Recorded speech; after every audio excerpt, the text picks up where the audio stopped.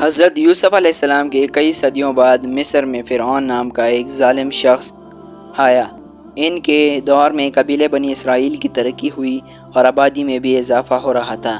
فرعون کو خدشہ تھا کہ بنی اسرائیل کا قبیلہ اسے مغلوب کر دے گا، اس لیے اس نے ان کو اپنا غلام بنا کر ان کا جینا مشکل کرنے کا فیصلہ کیا۔ ایک دن فرعون کو ایک شاہی نجومی نے خبردار کیا کہ قبیلے بنی اسرائیل میں پیدا ہونے والا بیٹا اس کی سلطنت کو تباہ کر دے گا۔ ایسا ہونے سے روکنے کے لیے فرعون نے اپنی آدمیوں کو حکم دیا کہ قبیلے بنی اسرائیل میں پیدا ہونے والے ہر لڑکے کو قتل کر دیں۔ ہو سکتا ہے فرعون نے منصوبہ بنایا ہو، لیکن اللہ تعالیٰ نے قرآن میں ذکر کیا ہے وہ تدبیر کرتے ہیں اور اللہ بھی تدبیر کرتا ہے، اور یقیناً اللہ بہترین تدبیر کرنے والا ہے۔ اللہ تعالیٰ نے فیصلہ کیا تھا کہ حضرت موسیٰ علیہ السلام کی پیدائش اسی خطرناک صورتحال میں ہونی تھی، اس لیے اسے ہونے سے کوئی نہیں روک سکتا تھا۔ جب حضرت موسیٰ علیہ السلام کی ولادت ہوئی تو ان کی والدہ نے انہیں بادشاہ کے سپاہیوں سے بچانے کے لیے چھپا دیا، تاہم اس بات کا بڑا خطرہ تھا کہ بچے کو کسی بھی وقت دریافت کر لیا جائے گا۔ چنانچہ اللہ تعالیٰ کے حکم پر حضرت موسیٰ علیہ السلام کی والدہ نے پانی سے محفوظ رہنے والی ٹوکری بنائی، اس میں بچے کو ڈالا اور اسے دریا میں تیرنے دیا۔ اس کے بعد اس نے اپنی بیٹی مریم سے کہا کہ وہ اس پر نظر رکھے۔ ٹوکری دریائے نیل پر تیرتی ہوئی فرعون کے محل میں پہنچ گئی۔ فرعون کے آدمیوں نے ٹوکری کو دیکھا اور اٹھا لیا۔ جب فرعون کی بیوی آسیہ نے اس پیارے لڑکے کو دیکھا، اسے گود لینے کا فیصلہ کیا تو وہ اسے گھر لے گئی۔ فرعون نے فوراً لڑکے کو موت کے گھاٹ اتارنے کا حکم دیا، لیکن آسیہ جو کہ ایک بہت ہی نیک عورت تھی، اس نے اس سے التجا کی کہ یہاں تک کہ اس نے اس لڑکے کو گود لینے کی اجازت دے دی۔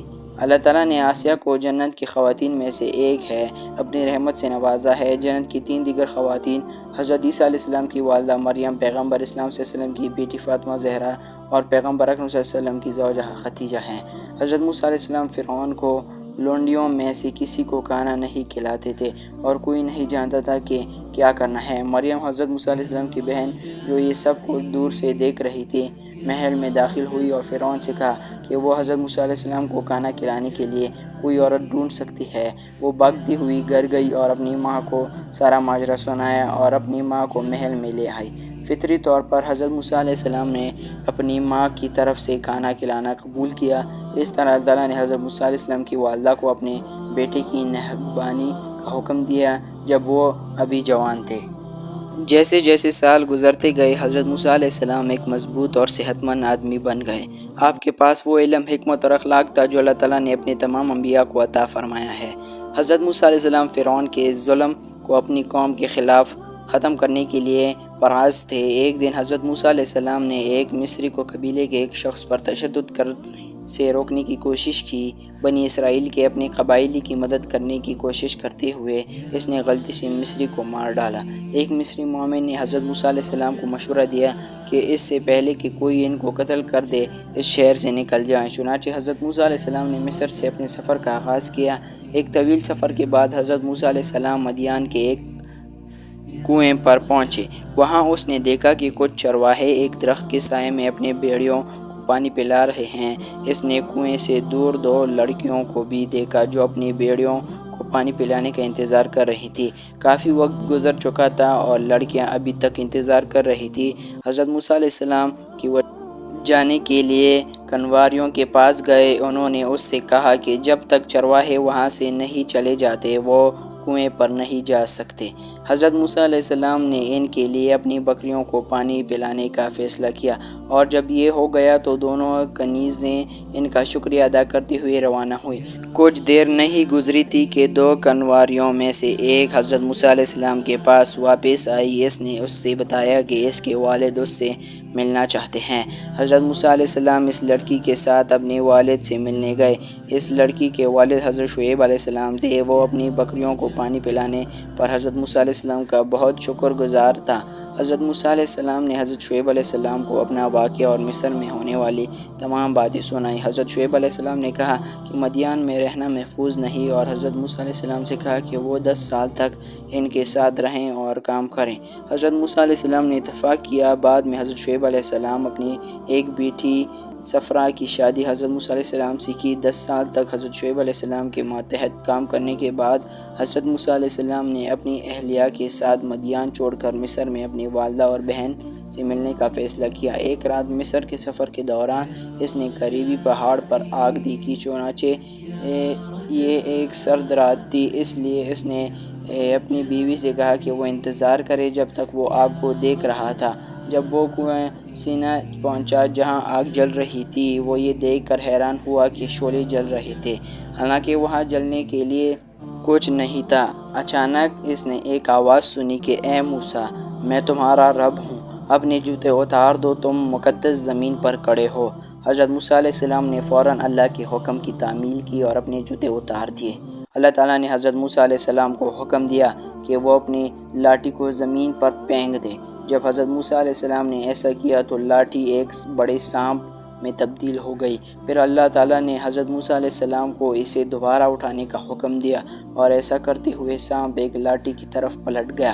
اس کے بعد حضرت موسیٰ علیہ السلام کو حکم دیا گیا کہ اپنا ہاتھ اپنے بازو کے نیچے رکھے اور اسے دوبارہ باہر نکالے۔ جب اس نے ایسا کیا تو اس کے اندر سے ایک تیز روشنی چمکنے لگی۔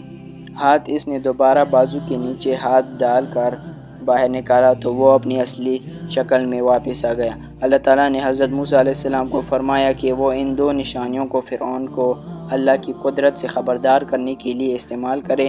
اس کے بعد حضرت موسیٰ علیہ السلام کو بنی اسرائیل کے تمام لوگوں کو فرعون کے ظلم سے نجات دلانے کا مشن دیا گیا۔ حضرت موسیٰ علیہ السلام نے اللہ سے پوچھا کہ کیا وہ اپنے بھائی حضرت ہارون علیہ السلام کو اپنے مشن میں مدد کے لیے لے سکتے ہیں، کیونکہ حضرت ہارون علیہ السلام بہت اچھے مقرر تھے۔ اللہ تعالیٰ نے اس کی دعا قبول فرمائی۔ جب حضرت موسیٰ علیہ السلام مصر پہنچے تو اپنے بھائی کے ساتھ فرعون کے محل میں گئے اور انہیں اللہ کے بارے میں خبردار کیا۔ انہوں نے فرعون سے کہا کہ اللہ سب سے برتر ہے اور اسے ہی خدا کے طور پر پوجنا چاہیے۔ انہوں نے اس سے تمام بنی اسرائیل کو رہا کرنے اور مصر سے نکالنے کے اپنے مشن سے بھی آگاہ کیا۔ حضرت موسیٰ علیہ السلام نے فرعون کو وہ معجزات دکھائے جو اسے ملے تھے۔ فرعون صرف اللہ کی نشانیوں پر ہنستا تھا اور انہیں جادو کے آسان طریقے بتاتا تھا۔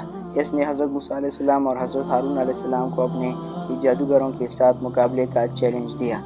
حضرت موسیٰ علیہ السلام اگلے دن سب لوگ دربار میں جمع ہوئے تاکہ جادوگروں اور حضرت موسیٰ علیہ السلام کے درمیان مقابلہ دیکھنے کو ملے۔ جب فرعون کے تمام جادوگر بلائے گئے تو انہوں نے اپنے لاٹھیاں پھینک دی۔ یہ چھوٹے سانپوں میں بدل گئے، لیکن جب حضرت موسیٰ علیہ السلام نے اپنا عصا نیچے پھینکا تو وہ ایک بہت بڑا سانپ بن گیا جس نے باقی سب کو کھا لیا۔ یہ دیکھ کر جادوگر جان گئے کہ جو کچھ حضرت موسیٰ علیہ السلام نے کیا تھا وہ جادو نہیں تھا بلکہ ایک حقیقی معجزہ تھا۔ انہوں نے اللہ کو قبول کرتے ہوئے حضرت موسیٰ علیہ السلام کی طرف رجوع کیا اور فرعون کو گمراہ کرنے پر ملامت کی۔ فرعون کو بہت غصہ آیا اور اس کے نتیجے میں اس نے بنی اسرائیل کی زندگی کو مزید مشکل بنا دیا۔ اس نے حضرت موسیٰ علیہ السلام یا حضرت ہارون علیہ السلام کی بات نہیں سنی۔ اللہ تعالیٰ نے حضرت موسیٰ علیہ السلام کو حکم دیا کہ وہ اپنے پیروکاروں کو لے کر شہر سے نکل جائیں۔ اللہ تعالیٰ نے پھر فرعون اور اس کی قوم پر ایک بڑا طوفان بھیجا جس سے وہ بے گھر ہو گئے۔ فرعون نے حضرت موسیٰ علیہ السلام سے وعدہ کیا کہ اگر طوفان تھم گیا تو وہ بنی اسرائیل کو آزاد کر دے گا، تاہم جب طوفان تھم گیا تو فرعون اپنے وعدے پر قائم نہ رہا۔ اللہ تعالیٰ نے فرعون اور اس کے پیروکاروں کو طاعون کی شکل میں مختلف طریقوں سے خبردار کیا۔ اللہ نے ٹڈیوں کا ایک طوفان بھیجا جس نے تمام مصری کھانا کھا لیا۔ اس نے مینڈک اور جوئیں بھیجے۔ اس نے کیڑے بھیجے جو لوگوں کے نتھنوں میں داخل ہو گئے۔ اس نے دریائے نیل کو خون میں تبدیل کر دیا تاکہ پانی نہ رہے۔ ہر بار فرعون نے حضرت موسیٰ علیہ السلام سے وعدہ کیا کہ اگر طاعون ختم ہو جائے تو تمام بنی اسرائیل کو رہا کر دے گا، لیکن ہر بار جب طاعون رکتا تو فرعون اپنے وعدے کے خلاف کرتا۔ آخر کار اللہ تعالیٰ نے حضرت موسیٰ علیہ السلام کو حکم دیا کہ تمام بنی اسرائیل کو لے کر رات کو مصر سے نکل جائیں۔ حضرت موسیٰ علیہ السلام نے ایسا ہی کیا، لیکن اگلی صبح فرعون کو حضرت موسیٰ علیہ السلام کے منصوبے کے بارے میں پتہ چلا اور اس نے ان کے پیچھے جانے کے لیے ایک بہت بڑا لشکر جمع کیا۔ جب بنی اسرائیل نے بحیرہ احمر پر پہنچ کر فرعون کے لشکر کو اپنے پیچھے آتے دیکھا تو حضرت موسیٰ علیہ السلام کو اپنے ساتھ چھوڑنے پر انہیں غصہ آیا، کیونکہ ان کا خیال تھا کہ اب وہ ضرور مارے جائیں گے۔ حضرت موسیٰ علیہ السلام نے ان سے کہا کہ صبر کرو، کیونکہ اللہ ان کی دیکھ بھال کرے گا۔ حضرت موسیٰ علیہ السلام نے پانی کو چھوا، بحیرہ احمر کے اپنے عملے کے ساتھ اور رحم سے۔ اللہ کا ایک راستہ جو نبی کے لیے سمندر میں بنایا گیا تھا۔ موسیٰ علیہ السلام اور ان کی قوم کا گزرنا۔ فرعون بحیرہ احمر تک پہنچ گیا اور راستے بھی دیکھا تو اس نے اپنی فوج کو حکم دیا کہ وہ پیچھے چلے۔ تاہم جب فرعون اور اس کا لشکر آدھے راستے پر پہنچ گئے تو اللہ تعالیٰ نے اسے ان پر بند کرنے کا حکم دیا۔ اس وقت فرعون نے اللہ سے معافی کی درخواست کی لیکن بہت دیر ہو چکی تھی۔ فرعون کو ماضی میں راہ راست پر آنے کے کئی موقع ملے تھے۔ اس کا بنایا ہوا کعبہ لوگ دیکھنے کے لیے آنے لگے۔ اب اس نے کی مثال دیکھنے کے لیے اپنے جسم کو محفوظ کرنے والا ہے۔ فرعون کی لاش 1881 میں دریافت ہوئی تھی اور اسے قاہرہ کے مصری عجائب گھر میں رکھا گیا ہے۔ یہ ہم سب کے لیے ایک پائیدار سبق ہونا چاہیے۔